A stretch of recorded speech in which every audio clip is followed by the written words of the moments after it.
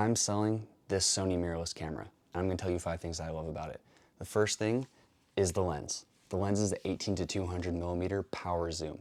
So this is basically as close as you can get to a news type like zooming, and it's just super cool. It's sharp enough to use for stills as well. This camera is equally suited to both video and stills. It has a mechanical shutter and shoots video really well. Maxes out at 1080p 60 over the full sensor width, which is really cool. And yeah, you can switch it to manual and zoom it out normally. You can switch it to servo and then use the little buttons right here to zoom it in and out, which I really like.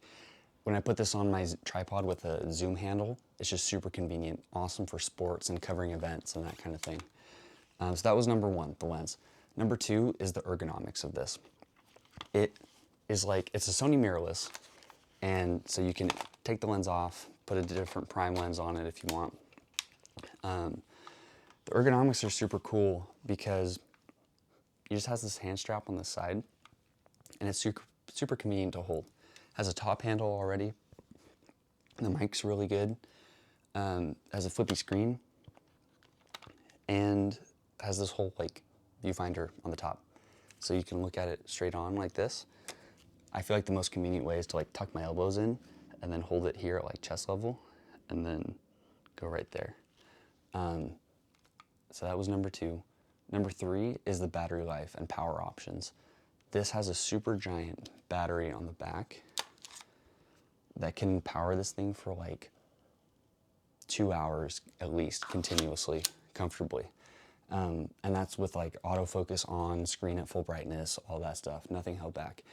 In addition, it also has a power port here. So if you're doing a super long take or live streaming or whatever, using this as a webcam, you can plug in DC power to this, either from a USB power bank or from the wall, and then it can power this thing continuously without like draining the internal battery. So that's super cool.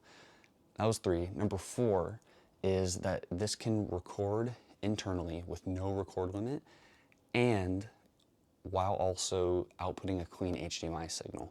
So a lot of like entry-level cameras from Canon and other manufacturers, basically any camera, like I shouldn't say every camera, but lots of cameras before 2019 had a video record limit of about 30 minutes on it. And a lot of Canon cameras won't let you do a clean HDMI output. So just the video, no other icons or anything else. They won't let you do that over HDMI while also recording internally.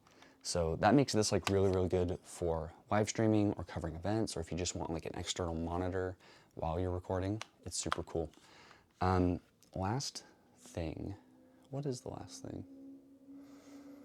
The final thing is that the autofocus and controls on this are really, really cool. They're really robust. You can do full manual, everything that you would expect. And it also has face detection autofocus. It can do tracking autofocus, so you tap on the screen and then it will track a subject. It also, I believe, has phase detection autofocus.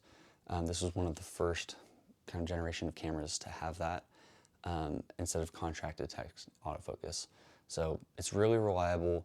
On a gimbal, you can, or if you have fast action, you can kind of start to see the limitations of it. But for something at this price point, I feel like you're not going to get much that's better than the autofocus on this camera.